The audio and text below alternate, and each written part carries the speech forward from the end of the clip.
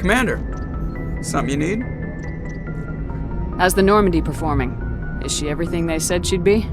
She's the best ship in the fleet, if you've got a pilot who knows how to handle her. Balance isn't what you'd expect. Takes a while to get used to that oversized drive core we got stuffed in the back, and her power can sneak up on you if you're not careful. The Normandy's probably too much ship for your average Alliance pilot, Commander. Lucky for you, I'm anything but average. I like to know my crew. Mind if I ask you a few questions? I can see where this is going. You did a background check on me, didn't you? Well, I'll tell you the same thing I told the captain. You want me as your pilot. I'm not good. I'm not even great. I am the best damn helmsman in the Alliance fleet. Top of my class in flight school, I earned that. All those commendations in my file, I earned every single one. Those weren't given to me as charity for my disease. I'm sorry, Joker. I didn't even know you were sick. You mean you didn't know? Oh, crap. Okay, I've got Vrolik syndrome, brittle bone disease. The bones in my legs never develop properly. They're basically hollow, too much force and they'll shatter. Even with crutches and my leg braces, it's hard to get around. One wrong step and crack! It's very dramatic, but I've learned to manage my condition, Commander.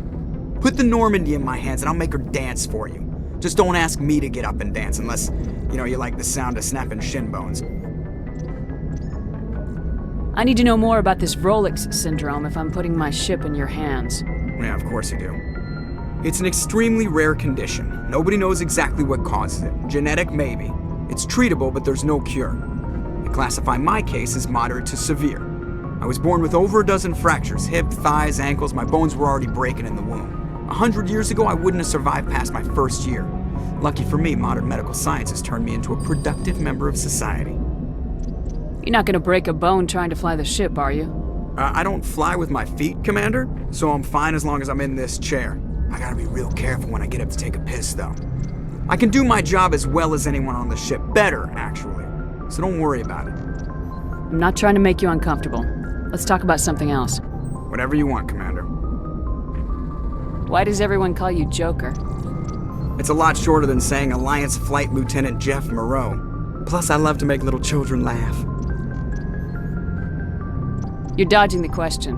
Look, I didn't pick the name. One of the instructors in flight school used to bug me about never smiling. She started calling me Joker, and it stuck. Why didn't you ever smile? Hey, I worked my ass off in flight school, Commander. The world's not gonna hand you anything if you go around grinning like an idiot. By the end of the year, I was the best pilot in the academy, even better than the instructors, and everybody knew it. They'd all got their asses kicked by the sickly kid with the creaky little legs. One guess who was smiling at graduation?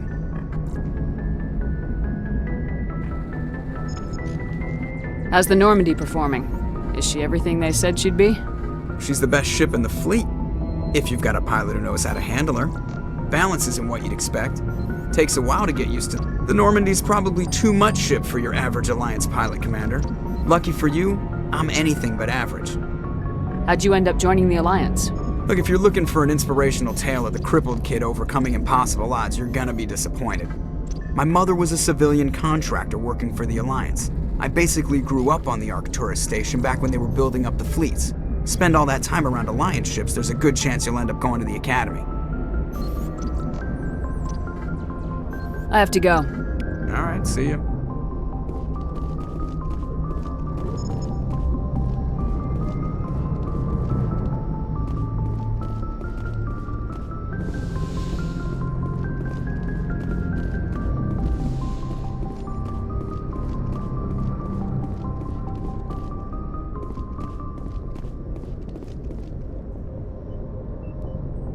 If anyone has to take over for Captain Anderson, I'm glad it's you. I'm not sure about having non-humans on our ship, though. We're all on the same team here, Presley.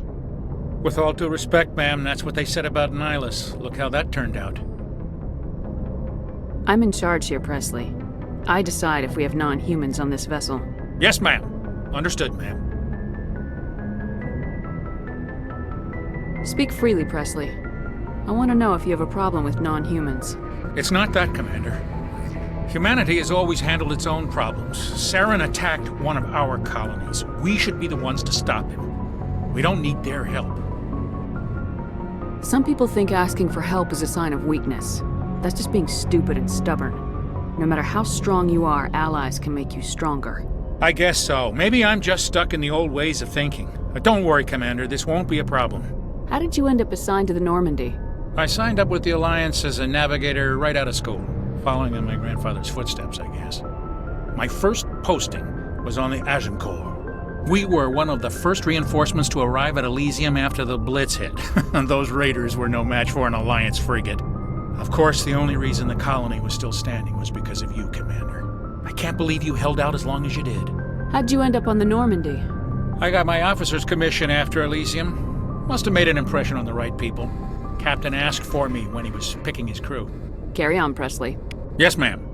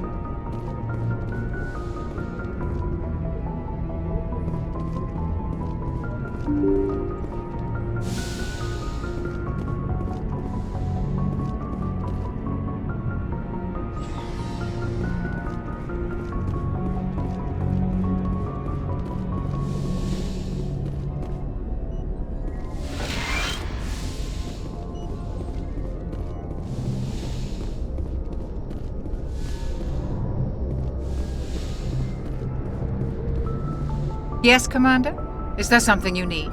How did you end up serving on an Alliance ship? I enlisted right out of med school. Earth always seemed boring to me. Too safe, too secure. I figured the colonies were teeming with exotic adventure. I wanted to travel the stars, tending the wounds of tough soldiers with piercing eyes and sensitive souls. Turns out military life isn't quite as romantic as I'd imagined. But humanity needs the Alliance if we want to keep expanding through the Traverse, and the Alliance always needs good doctors. So I stayed on to do my part. Ever think you made the wrong choice? Sometimes I think about opening a private practice back on Earth, or maybe taking a position at one of the new med centers out in the colonies. But there's something special about working on soldiers. If I left the Alliance now, I'd feel like I was abandoning them. I should go. Goodbye, Commander.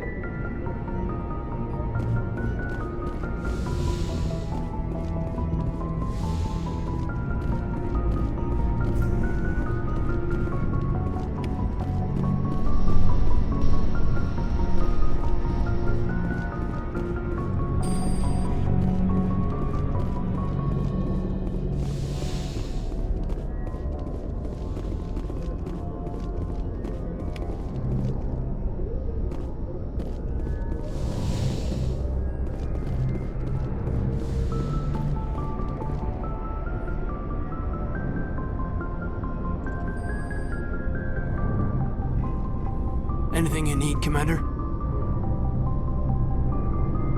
What's your opinion on the last mission? I don't see how we could have done things any better. At least not without getting to Eden Prime sooner. And we were on the scene faster than any other Alliance ship could have been. Just trying to get a sense of where the crew's at. Thoughts? I've wasted enough of your time for now, Commander. We'll have time for personal debriefings later. We'll talk another time, Lieutenant. Commander?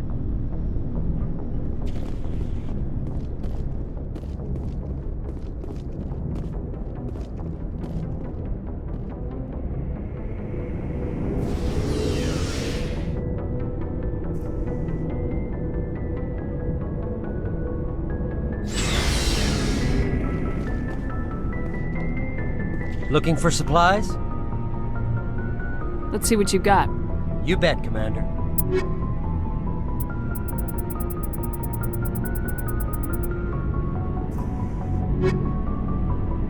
Looking for supplies?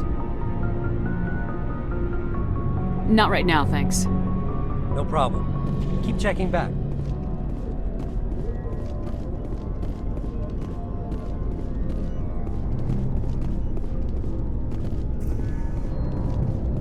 Thanks for bringing me on board, Commander. I knew working with the Spectre would be better than life at CSEC. Have you worked with the Spectre before? Well, no. but I know what they're like. Spectres make their own rules. You're free to handle things your way.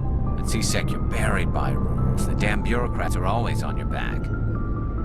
For the most part, the rules are there for a reason. Maybe.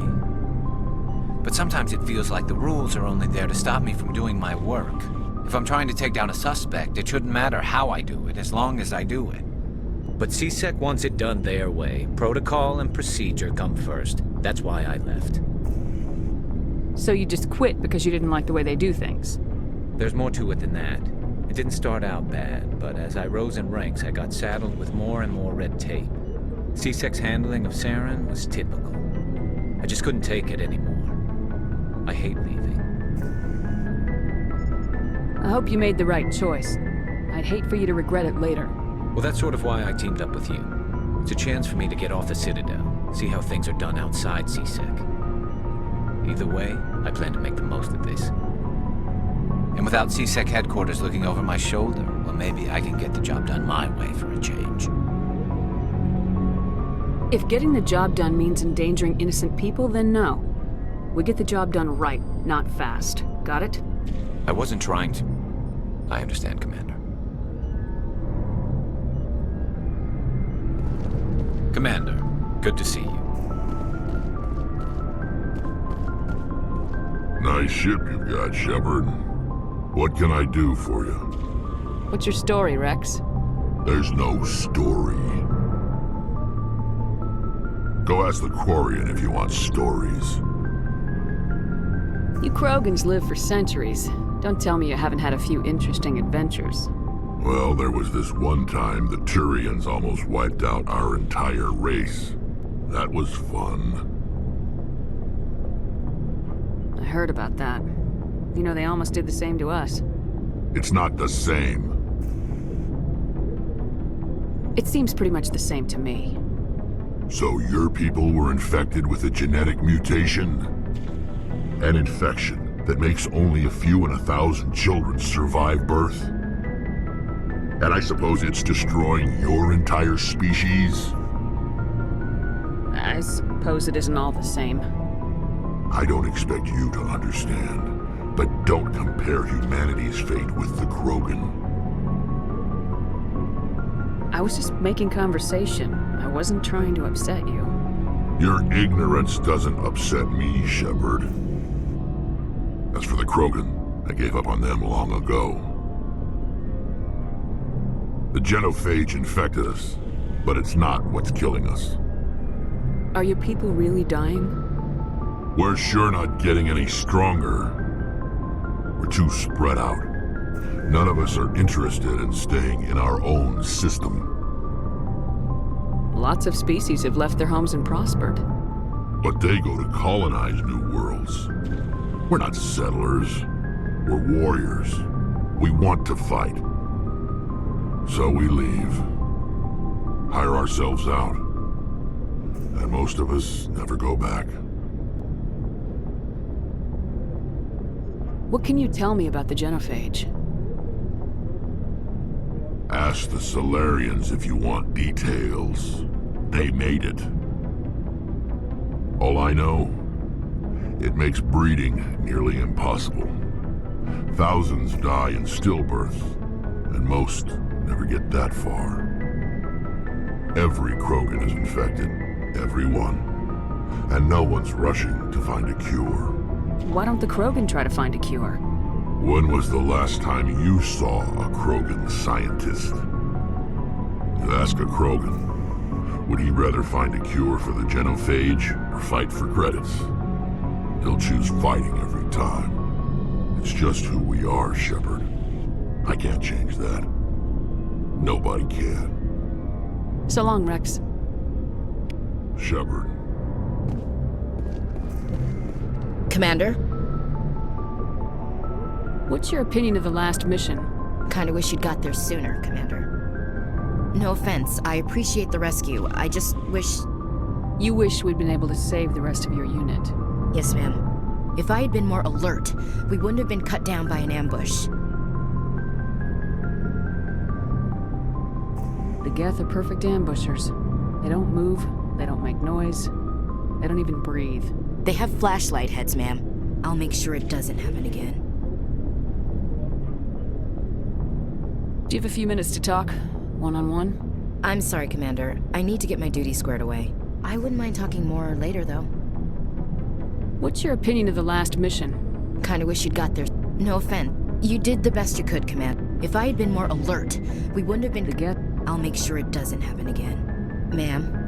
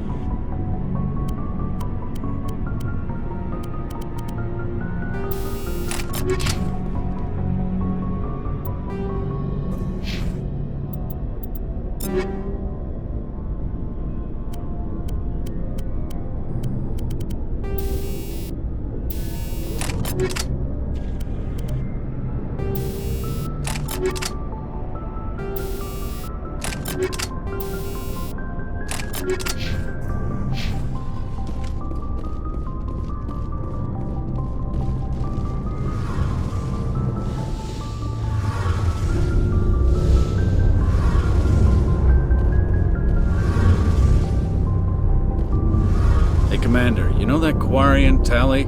She's been spending all her time down here asking me about our engines. I'll tell her to leave you alone. What? No, she's amazing. I wish my guys were half as smart as she is. Give her a month on board and she'll know more about our engines than I do. She's got a real knack for technology, that one. I can see why you wanted her to come along. I figured she'd be a real asset to the team. You've got an eye for Tally, Commander, but I'm guessing that's not why you came down here. Fill me in on the IES stealth system. How does it work exactly? You can't hide a ship out in space. They emit too much heat and radiation. Too easy for sensors to pick them up, unless you find a way to capture those emissions. So our stealth systems trap the energy we give off in storage sinks built into the ship itself. No emissions to give away our location. Eventually the sinks have to be vented. More than a few hours silent running and they overheat. Cook us inside our own hull. There's no way for anyone to detect us? A visual scan can still pick us up. Anyone looking out a window can see us plain as day. But you have to be pretty close to get an actual visual out in space. Most vessels rely on scanners. As long as the stealth systems are engaged, they can't see us. Not unless we accelerate to FTL speeds. Why doesn't it work with faster-than-light travel? Cranking up the FTL blue shifts our emissions, pushes them into frequencies too high to capture in the sinks.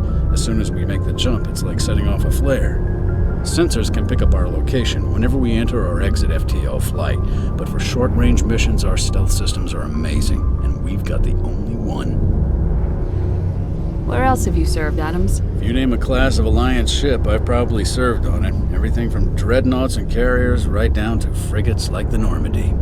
My last assignment was on the Tokyo, only a cruiser, but she was a good ship. Couldn't hold a candle to the Normandy, though. I want to know more about the Normandy. She's the best ship I've ever served on. Probably the fastest vessel ever designed. And she's the only one using the new Tantalus drive core. What's so special about the Tantalus drive core? Proportionally, it's about twice the size of any other vessel. Not only are we faster, we can run at FTL speeds longer before we have to discharge the core. Carry on, Adams. Aye, aye, Commander.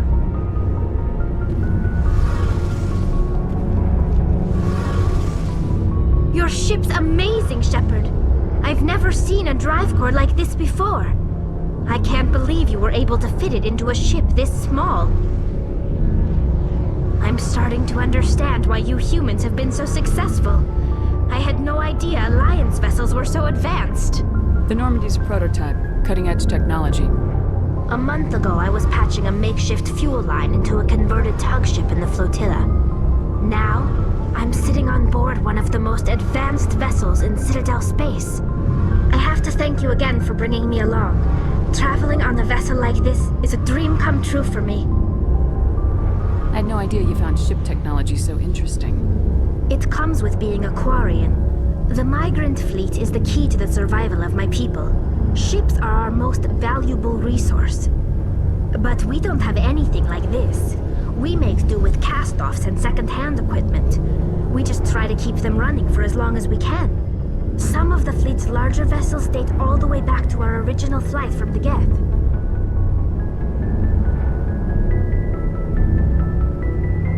I can't believe your fleet's still using ships that are 3 centuries old. They're constantly being repaired, modified, and refitted. They aren't pretty, but they work. Mostly. We've tried to make ourselves as independent as possible on the flotilla, grow our own food, mine and process our own fuel. But some things we just can't make on our own. A patch to maintain the hull integrity requires raw materials we just don't have. That's why our pilgrimages are so important. Tell me about your people. Our lives aren't easy. Resources are scarce, and we are constantly on the move. Everything we do must in some way contribute to the continuation of the migrant fleet. There are 17 million Quarians in the flotilla, and each of us relies on the others for survival. The bonds among my people are strong. Unfortunately, we have had to surrender many of the freedoms and civil liberties other species take for granted. What kind of freedoms? Well, it's illegal for parents to have more than one child.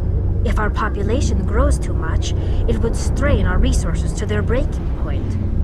Of course, we also can't allow our numbers to become too few. If our population is in decline, the rule against single births is temporarily repealed. In extreme cases of population decline, incentives are even offered to encourage multiple births, though the Conclave hasn't had to take such measures in nearly a century. That's your government. The Conclave is our civilian branch of government. Each ship can elect a representative to serve on the Conclave and make decisions that affect the fleet as a whole.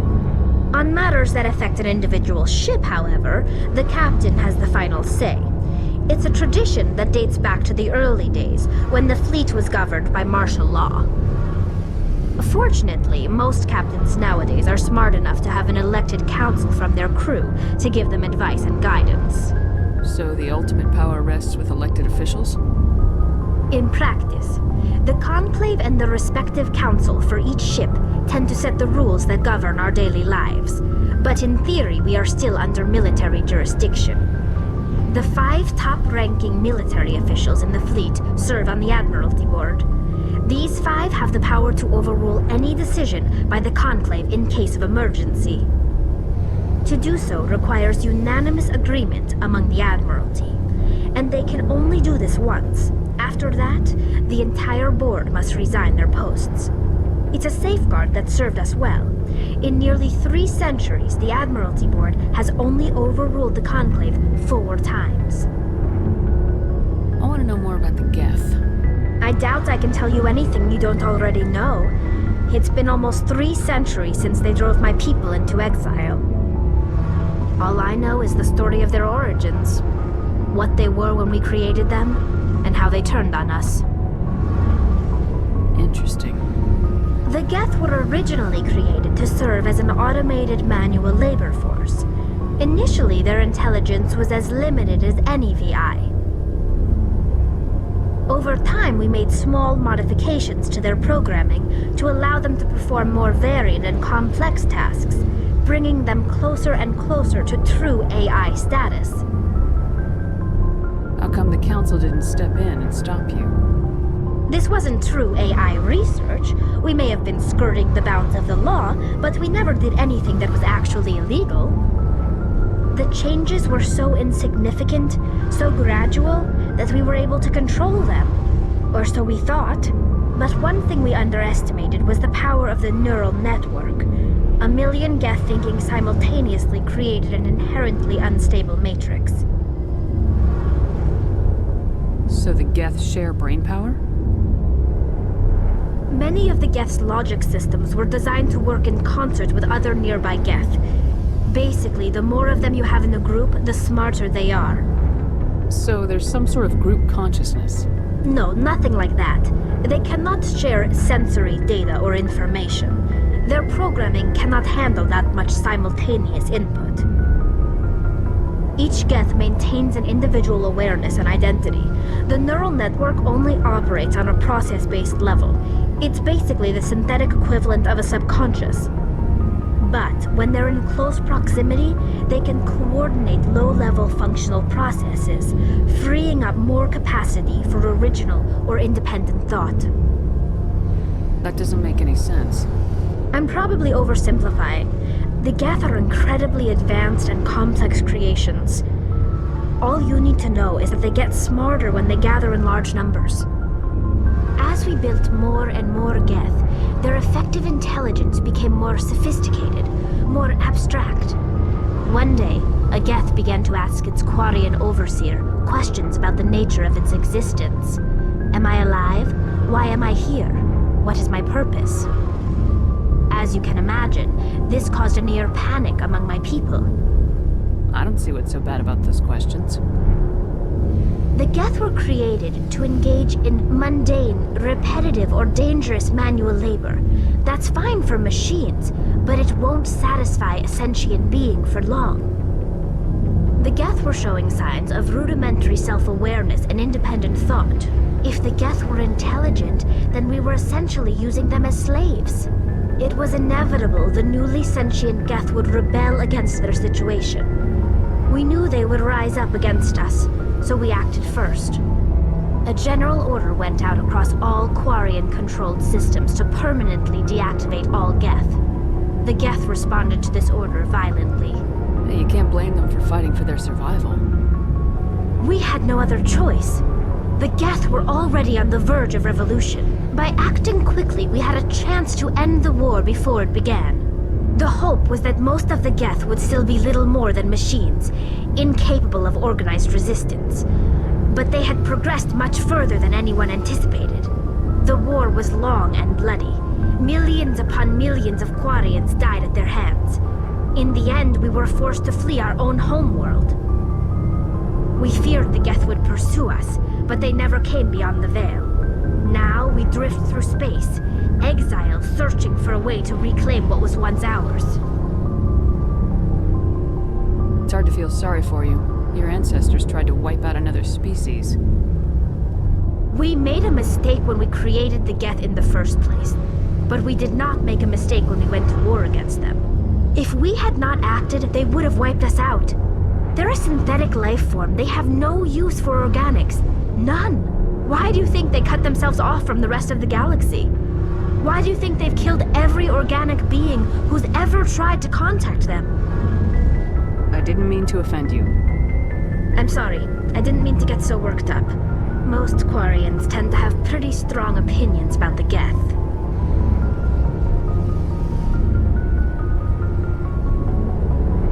I want to know more. I doubt. All I know is the story. Over time. But one thing we underestimate. Many of the Geth. So there's some. But when they're in. That doesn't. As you can imagine. I don't. A general order went out. Hey, you can't blame. We feared the Geth would pursue us. It's hard to feel sorry for them. Why do you think they cut themselves off from the rest of the galaxy? Why do you think they've killed every organic being who's ever tried to contact them? They didn't kill Saren. What does that tell you? The Geth are not innocent victims in all this. They're the enemy. They want to destroy us. Not just the Quarians. All organic life. That's why they've joined up with Saren. And that's why we have to stop him. I want to know more about the pilgrimage. When my people reach maturity, we leave our birth ships and seek acceptance with a new crew. It's necessary to maintain genetic diversity among the fleet. But no ship wants to accept someone who will be a burden on them. So, to prove our worth, we embark on a pilgrimage. We set out alone, leaving the flotilla and our families behind us. We only return once we have found something of value we can bring back to the fleet. This is presented as a gift to the captain of the respective ship we wish to join. If the gift is accepted, we are welcomed into the crew. Can a captain choose to reject the gift? That doesn't happen often. Most captains are eager to increase the size of their crew. It increases their own standing in our society. Even when the gift is not particularly valuable, the captain usually accepts it out of a sense of tradition. However, there is a stigma to presenting a substandard gift. It's not the best way to make a good impression on a new community. Most pilgrims don't return until they find something worthwhile.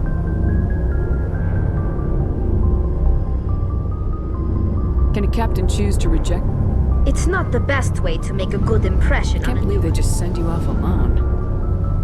It's not like they just cast us out. Before we leave, we are given lessons in how to survive outside the flotilla, and given gifts to help us on our journey. We also receive implants to fight off sickness and disease. Generations of living in an isolated and highly controlled environment have left our immune systems weaker than most. By the time we leave the fleet, we are well equipped for the pilgrimage. This is a rite of passage for all Quarians. If it were dangerous, our numbers would suffer. Virtually every pilgrimage ends with a triumphant return and the ritual presentation of the gift to one of the fleet's captains. I want to talk about something else. Like what? I should go. See you later.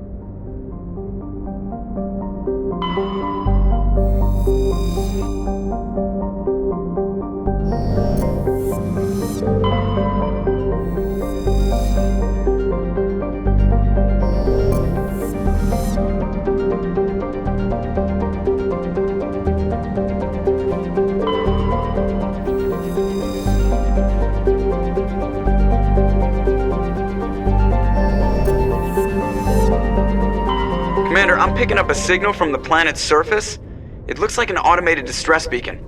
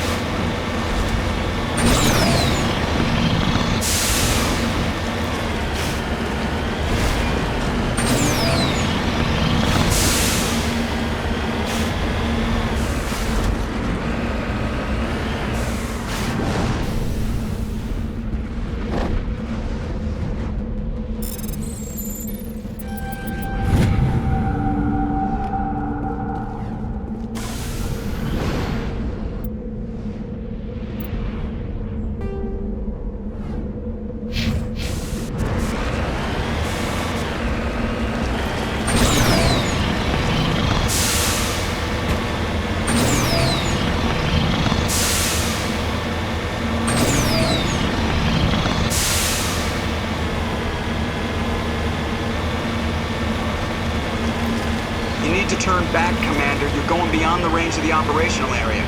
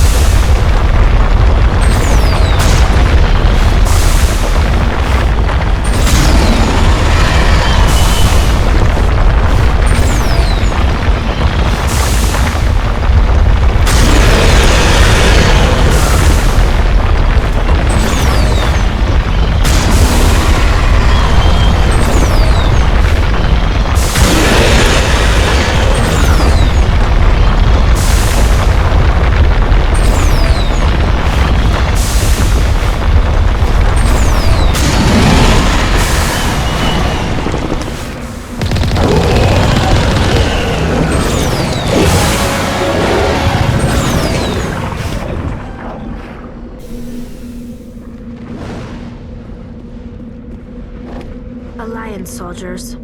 Looks like they were lured here by the distress beacon.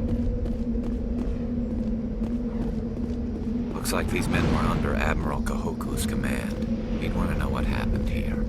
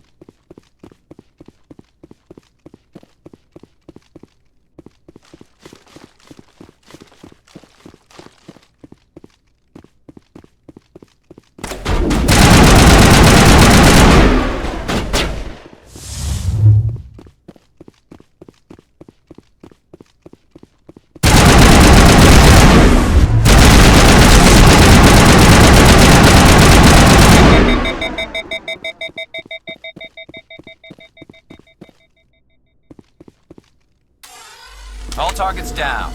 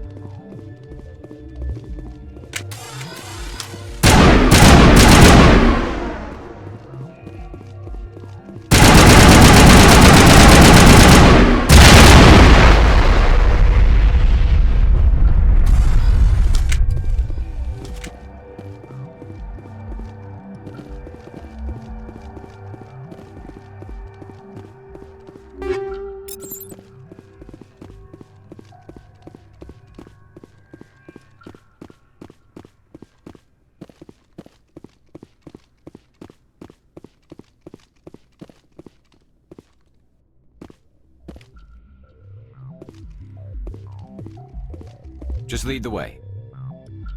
I'm here if you need me. You lead, I'll follow. I'm right here. Right behind you, Shepard. Ready whenever you are.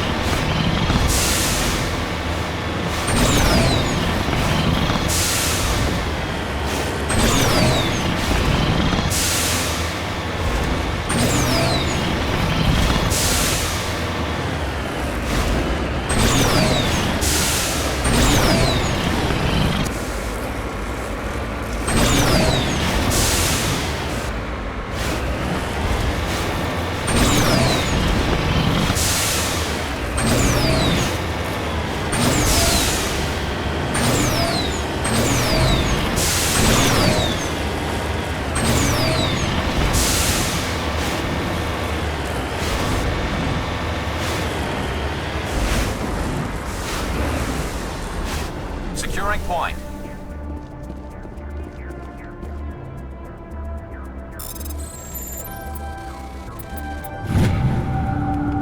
Engaging target.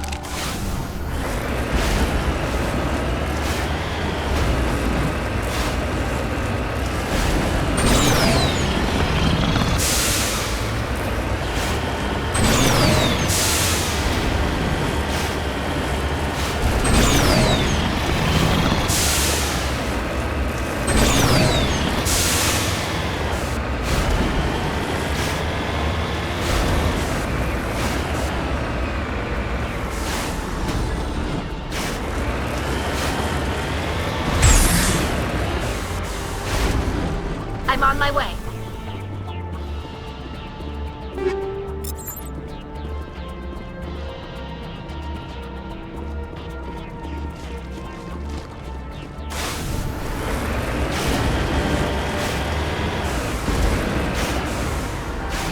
On my way.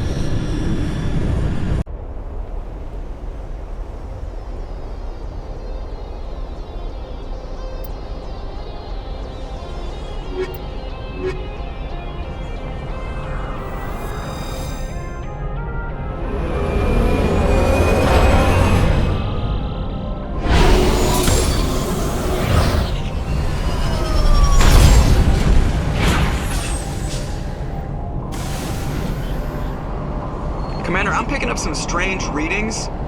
Really strange, like off the damn charts. It looks like it's coming from an underground complex a few clicks away from the drop zone.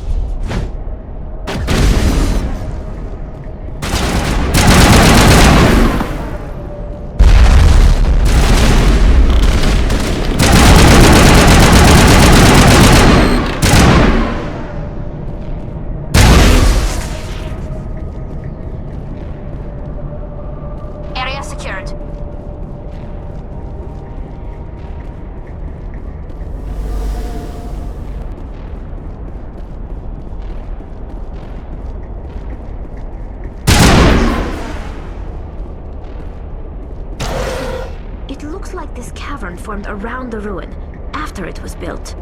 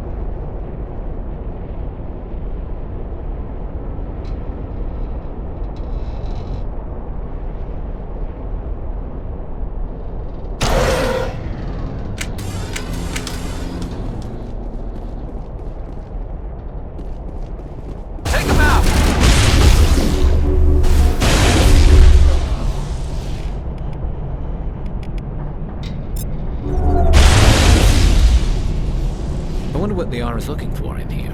Most Prothean ruins have nothing more than dead instrumentation.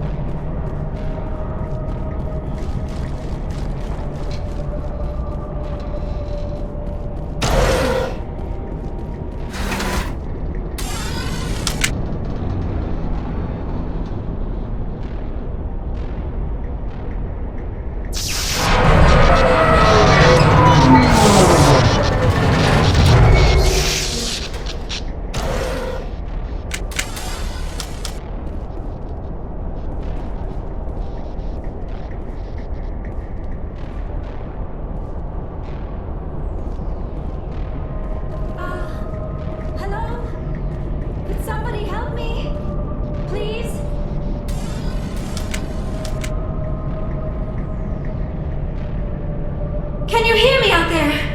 I'm trapped. I need help.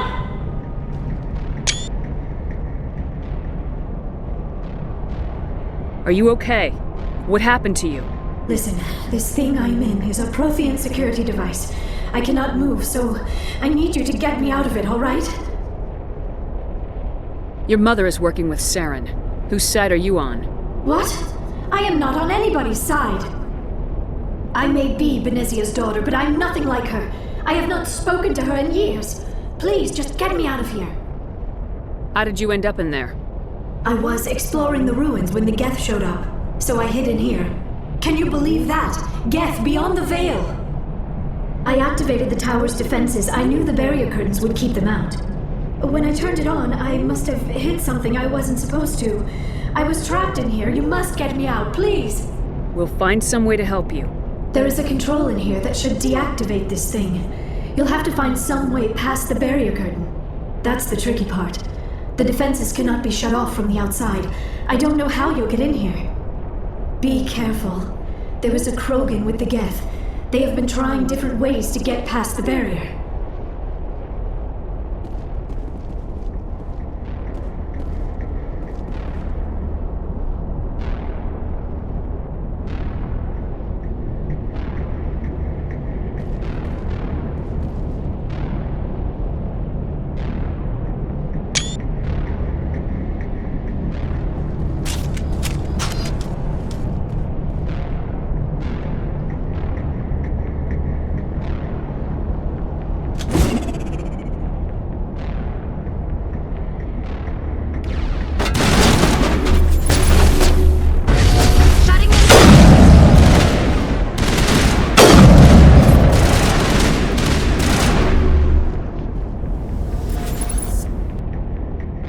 Think we're good, Commander? All targets down.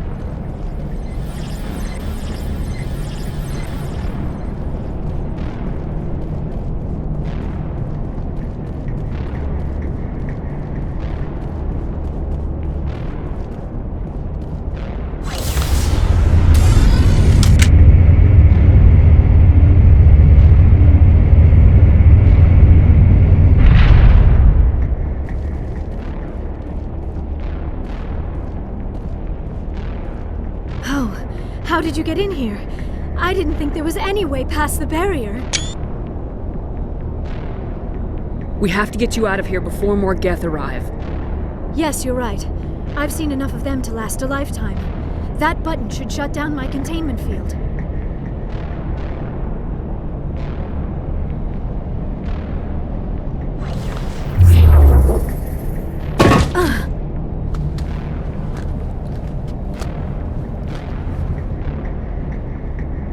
Any idea how we get out of this place? There is an elevator back in the center of the tower. At least I think it's an elevator. It should take us out of here. Come on! I still cannot believe all this. Why would the Geth come after me? Do you think Benezia's involved? Saren's looking for the conduit. You're a Prothean expert. He probably wants you to help him find it. The conduit? But I don't know. What the hell was that? These ruins are not stable. That mining laser must have triggered a seismic event. We have to hurry. The whole place is caving in. Joker, get the Normandy airborne and lock in on my signal. On the double, mister! Aye, aye, Commander. Secure and away. ETA 8 minutes. He needs to move faster.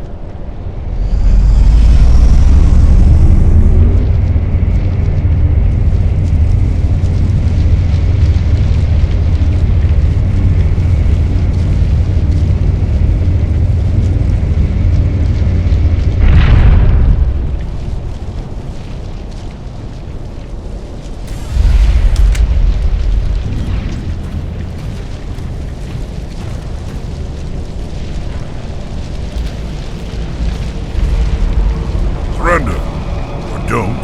That would be more fun. We don't have time to deal with this idiot. Charge! I like your attitude.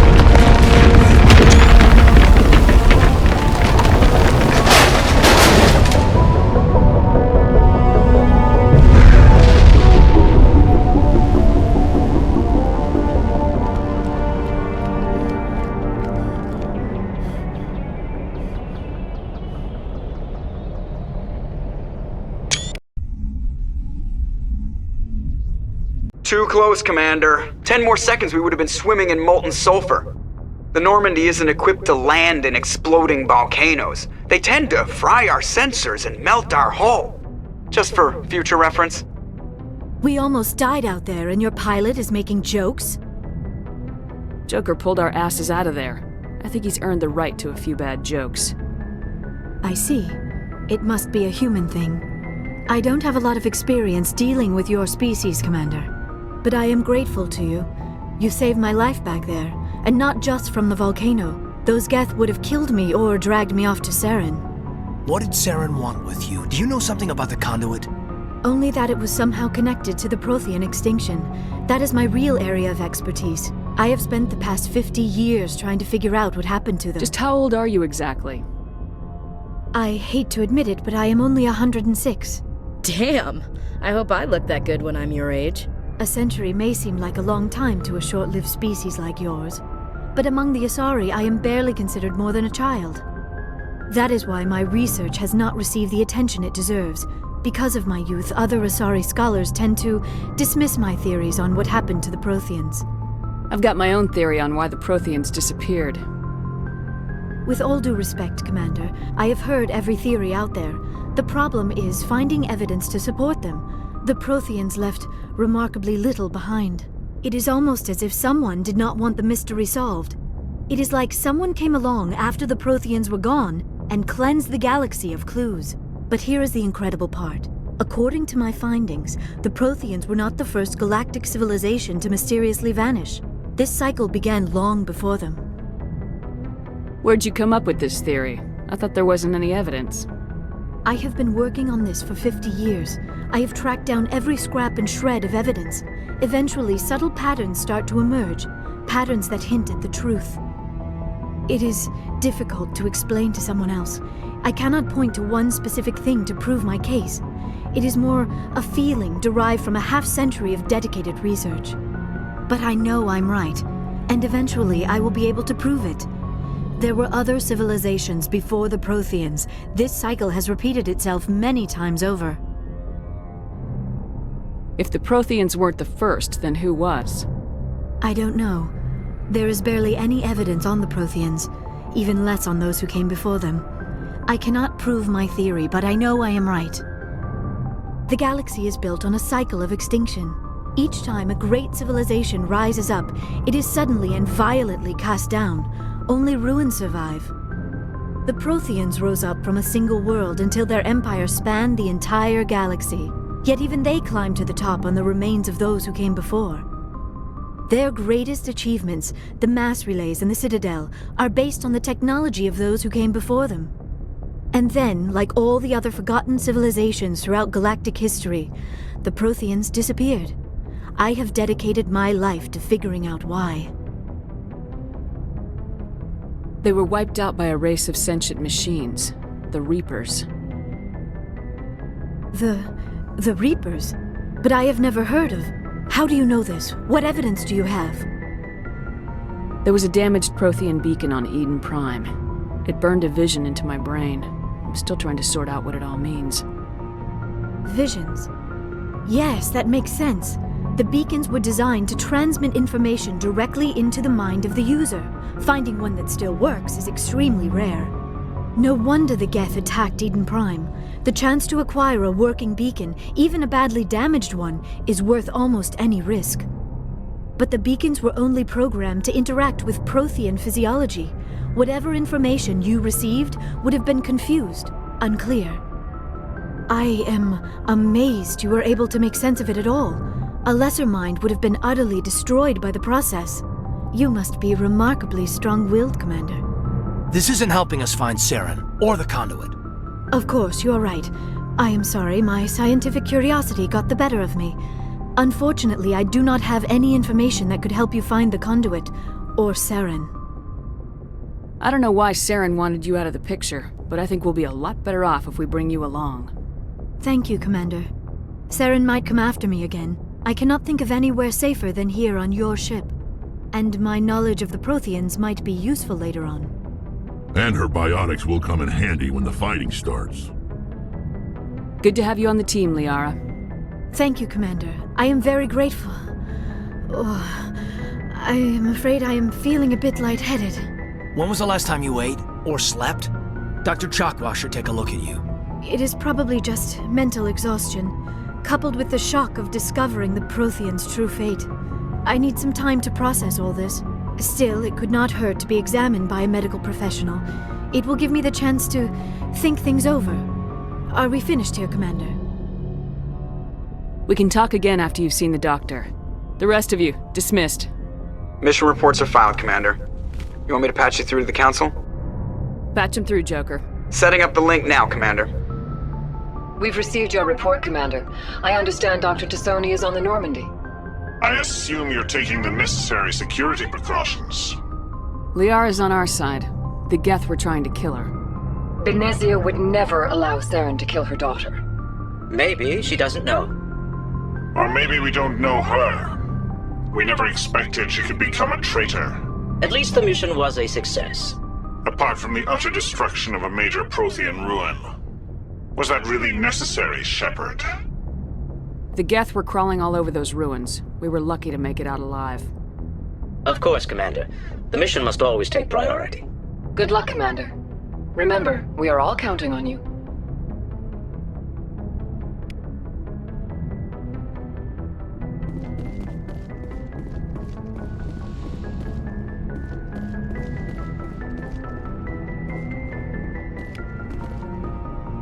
Yes, Commander? Carry on, Presley. Yes, ma'am.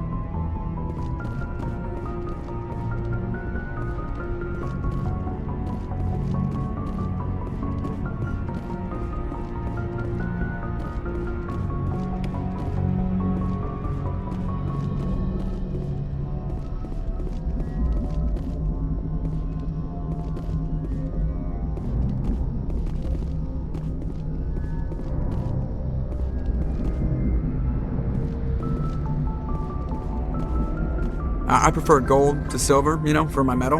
I figured you'd recommend me for one since I, pulled your boots out of the fire. If we present you with a medal, you'll end up sitting on stage listening to politicians make speeches for a couple of hours.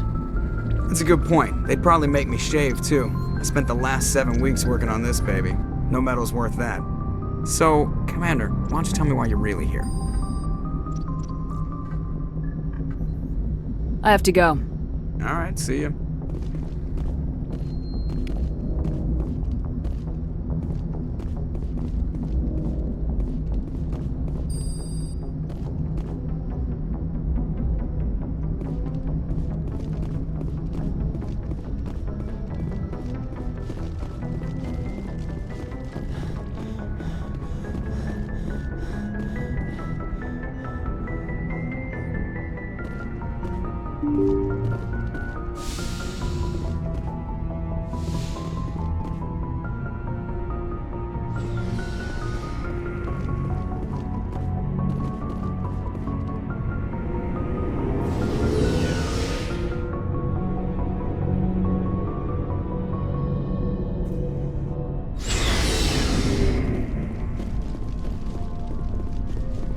Commander, how are you?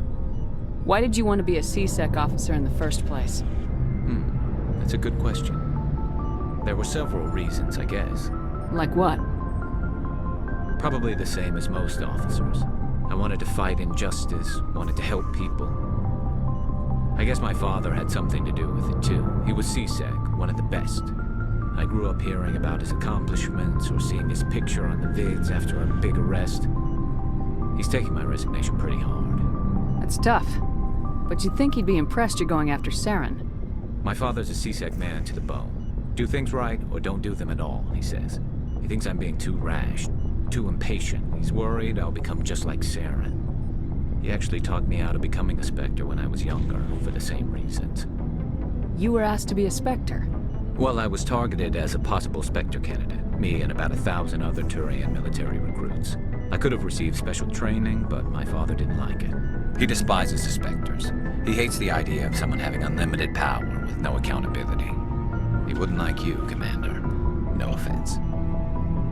I suppose I can understand his concern. You can. But Saren's not going to play by our rules, C-Sec's rules. If If you want to nail Saren, you need to send someone who isn't restricted by policies and procedures. Just because you can break the rules doesn't mean you should. I don't need to stoop to Saren's level to stop him. And neither do you, Garrus. I see what you mean, but I'll think about it. Thanks, Commander. So, we've got Saren on the run. It won't be long now. Saren's good, but I'm better. Good. He's rotten. To the core.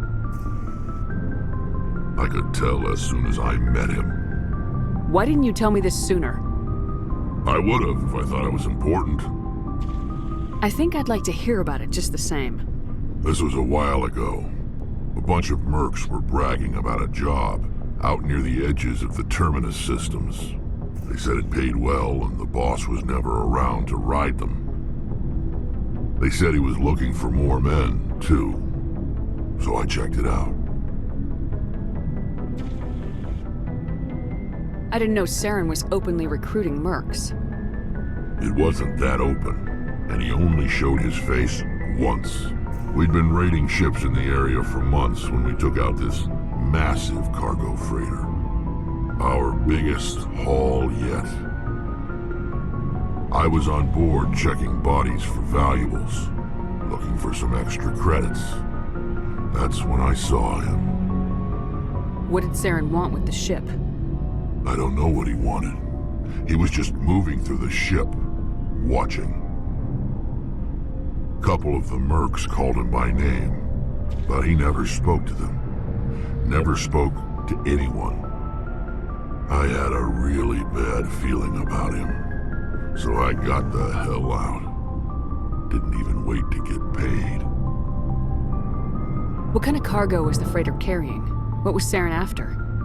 I don't know. All I saw on that ship was food and medical supplies. There were some basic weapons, but nothing big. If there was anything of value on that ship, I didn't see it. That's why I didn't mention it sooner. Whose ship was it?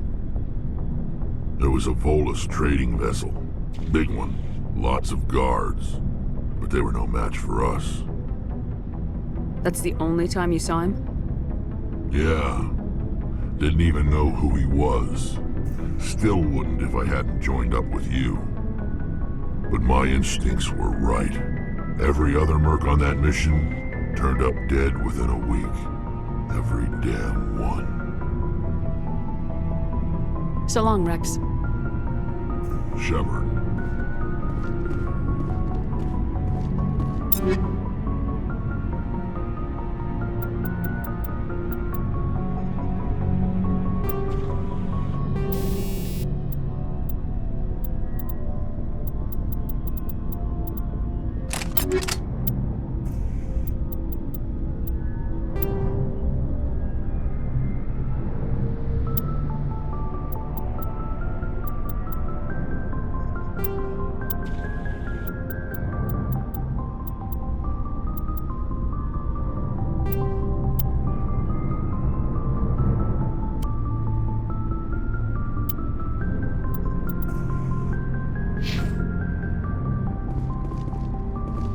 Commander?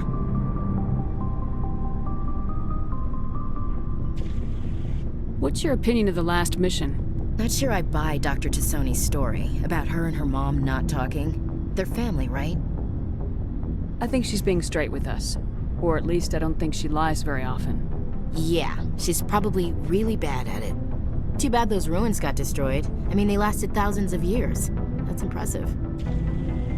Do you have a few minutes to talk? One-on-one? Sure. I was hoping to get a minute of your time off the record.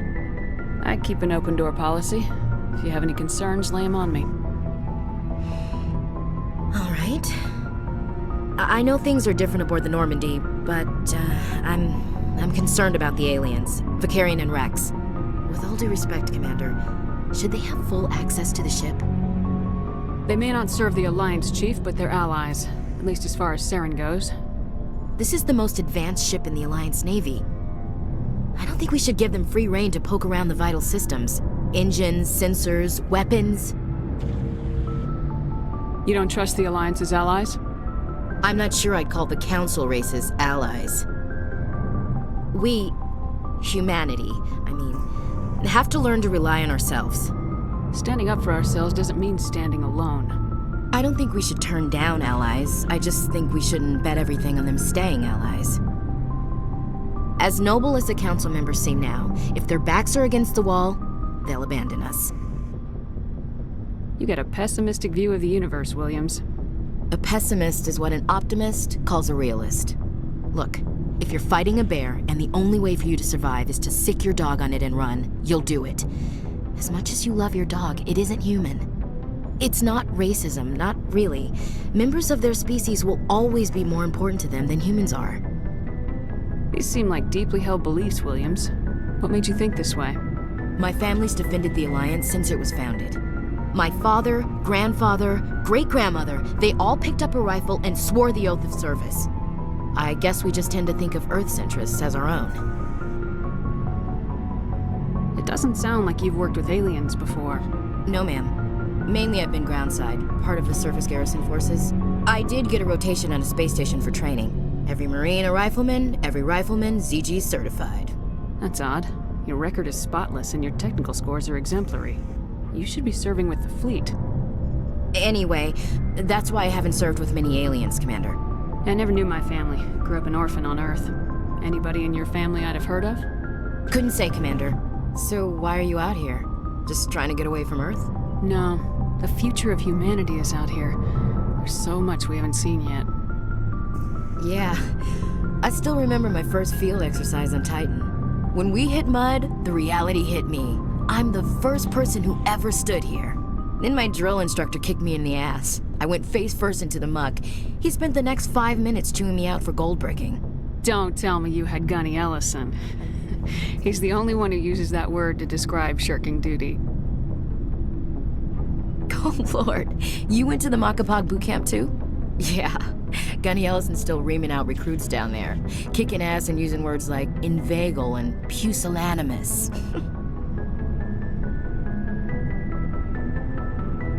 All right, I can see where your concerns are coming from, Williams. But this is a multilateral mission. You're gonna have to work with aliens, like it or not. It won't be a problem, Commander. You say jump, I say how high. You tell me to kiss a Turian, I'll ask which cheek. I don't think kissing Turians will be necessary. You never know, Commander.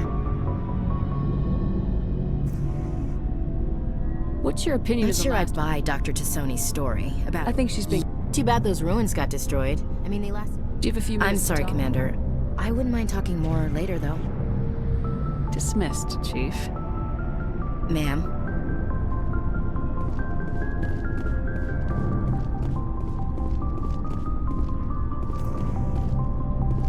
Looking for supplies? Let's see what you got. You bet, Commander.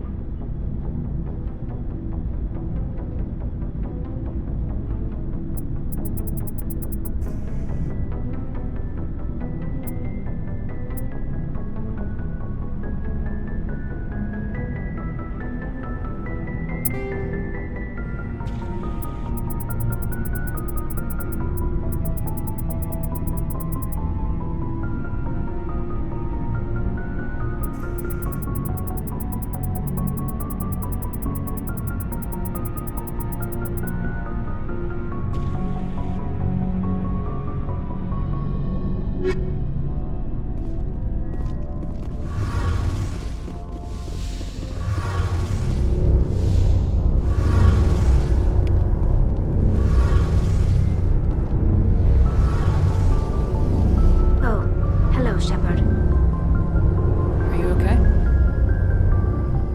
I don't know. Your ship is amazing, and your crew's been really great to me, especially your chief engineer. But I just sort of feel out of place.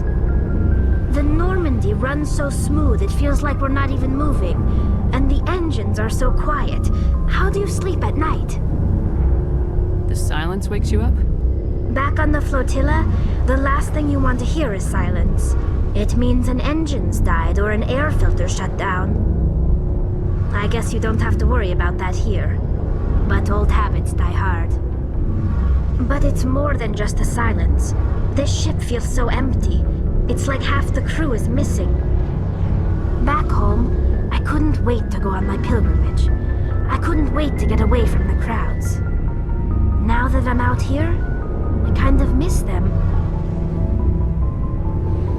Sometimes we don't appreciate what we have till it's gone. That's true. I'm starting to wonder if that's what the pilgrimage is really about. It's given me a whole new perspective on my people and our culture. You know, there's always a few who go on their pilgrimages and never return. I always assumed something bad happened to them, but maybe they just wanted a different life. You do plan to return to the migrant fleet, right? I could never abandon my people, Shepard. I will go back eventually, but we have to stop Saren first. Otherwise, I might not have a home to go back to. I should go. See you later. Something I can do for you, Commander. Carry on, Adams. Aye, aye, Commander.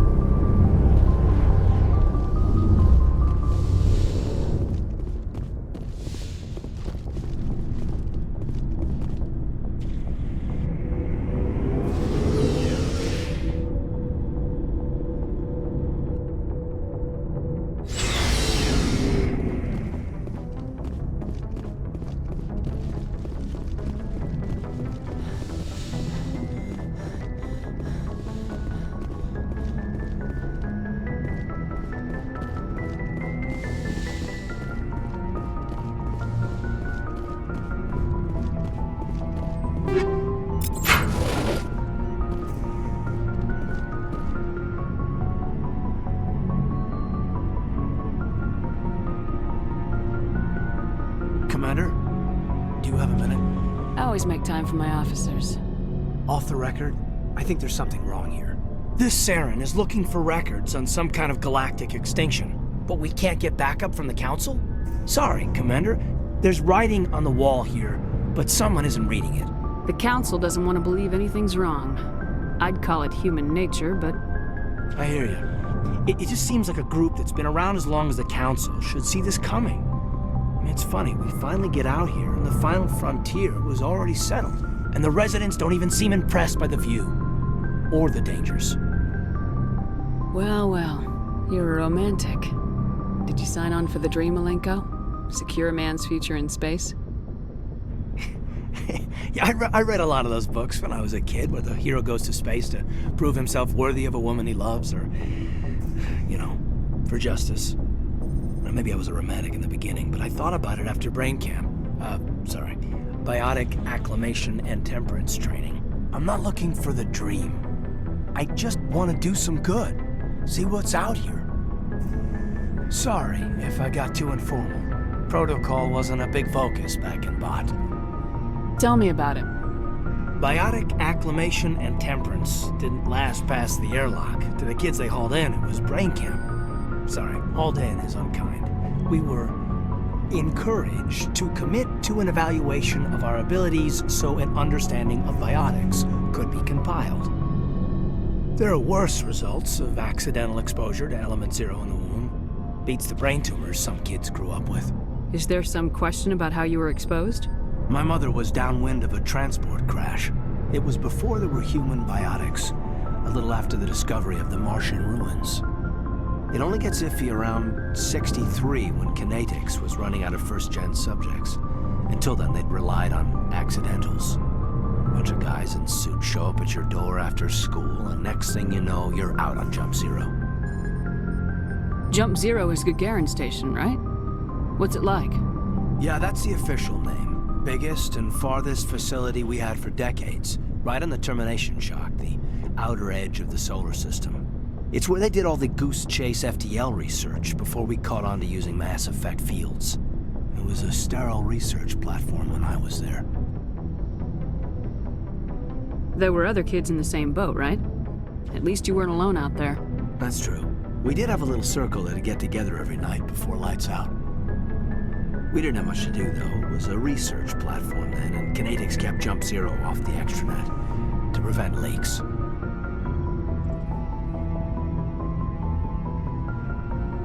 You were all teenagers. I'm sure you found other ways to occupy the time. I'm not the sort who does that kind of thing, Commander. Not lightly, anyway. There was a girl I spent a lot of time with. We kept our clothes on. Rana. She was from Turkey. Her family was very rich. But she was smart. And charming as hell. Beautiful. But not stuck up about it. Like you, I guess. Ma'am. Sounds like she was special to you. She was. Maybe she felt the same. But things never felt together. Training, you know. You know of any intentional exposures for certain?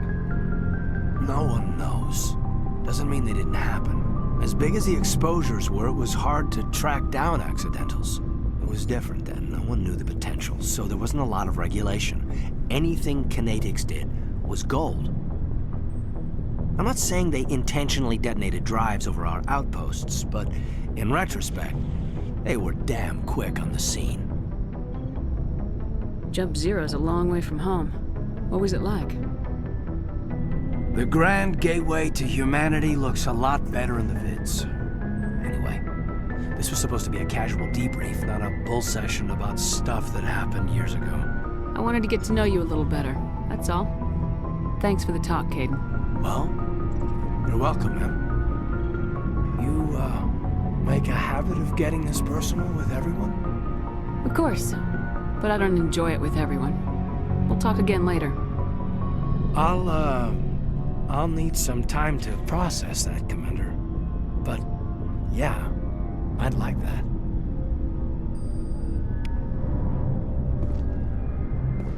Anything you need, Commander? What's your opinion on the last mission? Dr. Tassoni. She seems nice enough. I mean, if you like the bookish sort. Any intentions there, Lieutenant? None, Commander. I prefer adventurous women. We'll talk later, Caden. I'd like that.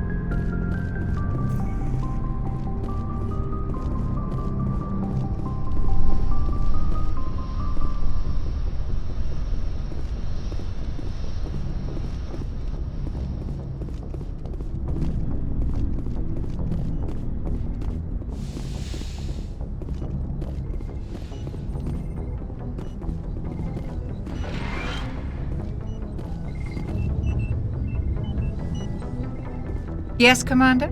Is there something you need? I should go. Goodbye, Commander.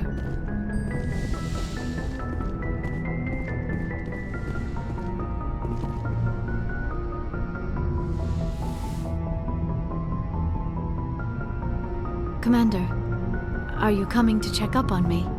You look much better. How are you feeling? Dr. Chakwas assures me I am going to be fine. I was impressed with her knowledge of Asari physiology. You're in good hands. Dr. Chakwas knows what she's doing. I never properly thanked you for saving me from the Geth, Commander. If you hadn't shown up... I'm just glad we got there in time. So am I. I know you took a chance bringing me aboard this ship. I have seen the way your crew looks at me. They do not trust me. But I am not like Benezia. I will do whatever I can to help you stop Saren. I promise. Don't worry, Liara. I trust you. I know you won't let me down. It means a lot to hear you say that, Commander. Thank you. Tell me about yourself, Liara. Me? I am afraid I am not very interesting, Commander. I spend most of my time on remote digs, unearthing mundane items buried in long-forgotten Prothean ruins.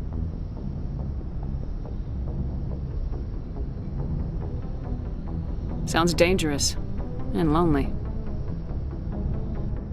Sometimes I would run afoul of indigenous life forms or stumble across a small band of mercenaries or privateers, but I was always careful. Until the Geth followed me to Artemis Tau. I never found myself in any situation my biotics could not handle. As for the solitude, well, that is one aspect that most appealed to me. Sometimes I just need to get away from other people. You don't like other people? I suppose it comes from being a matriarch's daughter. People expected me to follow in Benezia's footsteps. They wanted me to become a leader of our people. Matriarchs guide their followers into the future. They seek the truth of what is yet to come. Maybe that's why I became so interested in the secrets of the past. It sounds so foolish when I say it out loud. It sounds like I became an archaeologist simply to spite Benezia. All children rebel against their parents. It's a natural part of growing up. You share the wisdom of the matriarch, Shepard. That is exactly what Benezia said when I told her of my decision. But there was more to it than that. I felt drawn to the past. The Protheans were these wondrous, mysterious figures. I wanted to know everything about them. That is why I find you so fascinating. You were marked by the beacon on Eden Prime. You were touched by working Prothean technology. Sounds like you want to dissect me in a lab somewhere. What? No! I did not mean to insinuate. I never meant to offend you, Shepard. I only meant that you would be an interesting specimen for an in-depth study. No, that's even worse. Calm down, Liara. I was only joking. Joking? Oh, by the goddess! How could I be so dense? You must think I am a complete and utter fool. Now you know why I prefer to spend my time in the field with data disks and computers. I always seem to say something embarrassing around other people. Please, just pretend this conversation never happened. Do you know why Benezia joined up with Saren? I don't understand it. She was always outspoken about the need for the Asari to become more involved in shaping galactic events. Maybe she thought allying herself with Saren would somehow be for the greater good in the long run. At least I hope so. This hurts you, doesn't it? None of this makes any sense to me. I have not spoken to Benezia in many years, but I know her, and this was not like her. Something changed. I'd like to know more about the Asari. We were the first species to discover the Citadel. We were instrumental in forming the Council, and we always strive to be the voice of peaceful cooperation in galactic disputes. My people believe we are all part of a single galactic community. Each species contributes something to the greater whole. Although we seek to understand other species, it seems few of them seek to understand us. The galaxy is filled with rumors and misinformation about my people. Like what? Most of the inaccuracies are centered around our mating rituals. My species is monogendered. Male and female have no real meaning for us. We still require a partner to reproduce. This second parent, however, may be of any species and any gender. I don't understand. Your species can mate with anyone? Mating is not quite the proper term, not as you understand it. Physical contact may or may not be involved, but it is not an essential element of the union. The true connection is mental. Our physiology allows us to meld with other beings. We can touch the very depths of their minds. We explore the genetic memory of their species. We share the most basic elements of their individual and racial identities. We then pass these traits on to our daughters. It is how we learn to grow as a species and how we develop a greater understanding of other races. What happens to your partner after the union? Every relationship is different. Some unions are a single encounter with both parents parting ways afterwards. Others can be more long-term. Sometimes an Asari and her partner will stay together for many decades. Do you know who Matriarch Benezia chose as her partner? She rarely spoke of her partner. Though I know my father, if you want to use that term, was another Asari. Benezia never told you her partner's name? Union with our own kind is no longer common, not for the purposes of reproduction. Most Asari believe it weakens our species. Asari daughters inherit racial traits from the father species. If both parents are Asari, then nothing has been gained, or so conventional wisdom would hold. I am what is sometimes called a pureblood. Though no Asari would ever be cruel enough to say the word to my face, it is a great insult among my people. It is possible Benezia's partner was embarrassed by their union. She may have been too ashamed to publicly acknowledge me as her offspring. Maybe she wanted to meet you but couldn't. Something could have happened to her. Maybe she passed away. You might be right. I hope you are. But I have no way to know for sure. Benezia never spoke of her partner. Whatever happened, it caused her too much pain to dwell on it. She raised me by herself, though that is not uncommon. Many Asari raise their children alone, particularly if the father species is short-lived. Often the partner will pass on long before the child reaches maturity.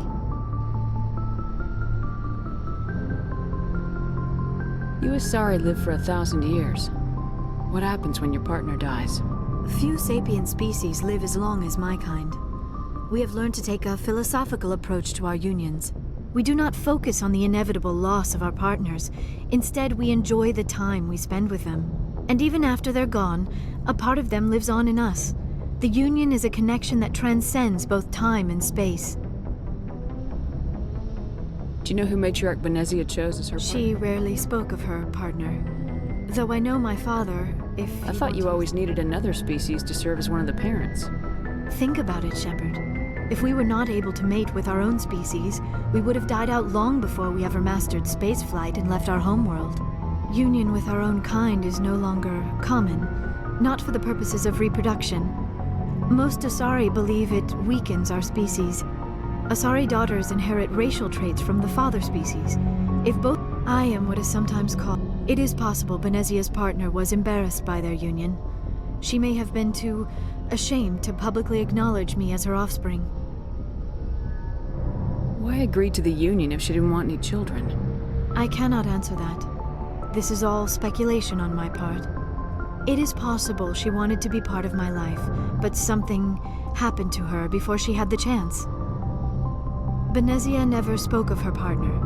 Whatever happened, it caused her too much pain to dwell on it. She raised me by herself, though that is not uncommon. Many Asari raise their children alone, particularly if the father species is short-lived. Often the partner will pass on long before the child reaches maturity. I should go. Goodbye, Shepard.